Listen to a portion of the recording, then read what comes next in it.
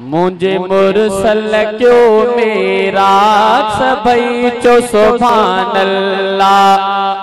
आदिल युन तेज जो रास भई चो सुभान अल्लाह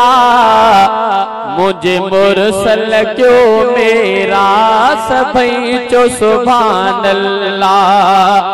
बुराक वठी जिब्रील आयो जहीं आ मस्जिद अक़सा पुॼायो सारे नबियुनि जा रूह घुराए रब जंहिंखे आ इमाम बणायो जो सब जो थियो सरताज सभई चो सुभान अल्लाह मुझे दिल बर जो मेरा सभई चो सुभान अल्लाह आदिल युन तेज जो रास सभई चो सुभान अल्लाह मुझे दिल बर जो मेरा सभई चो सुभान अल्लाह रब पंहिंजो महबूब घुरायो अरशद अरबी अहमद आयो राज़ नियाज़ जे ॻाल्हियुनि सां गॾु रब जन्नत जो सेर करायो जो देहनि जो आदा सभई चो सुभान अल्लाह मुझे दिल बर क्यों मेरा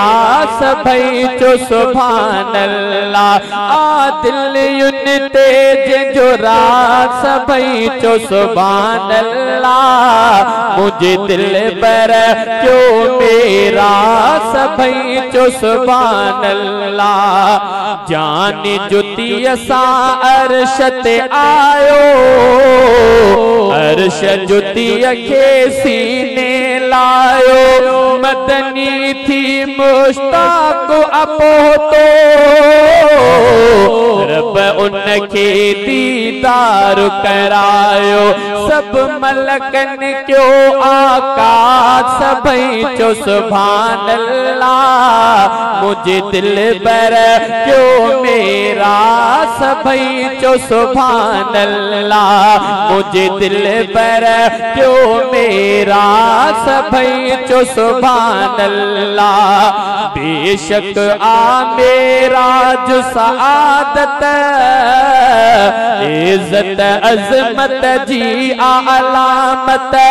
रब रहमान जे तरफा थी आ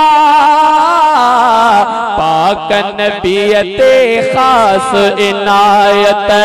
जिते पहुंचे न तख्तई ताज सभई चो सुभान अल्लाह मुझे दिल बर क्यों मेरा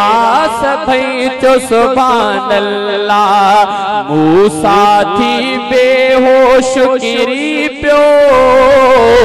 नूरे लात जो तूर ते पईया अर्श ते पर सोहराब मुहम्मद रब जे नूर जी ज़ियारत कईया जो सूह भरियो असरा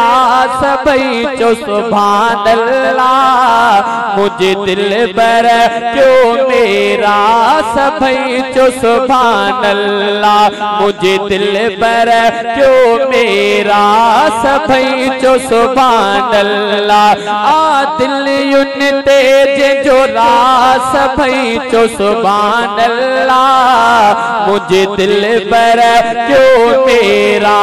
सभई चो सुभान अल्लाह तकबीर।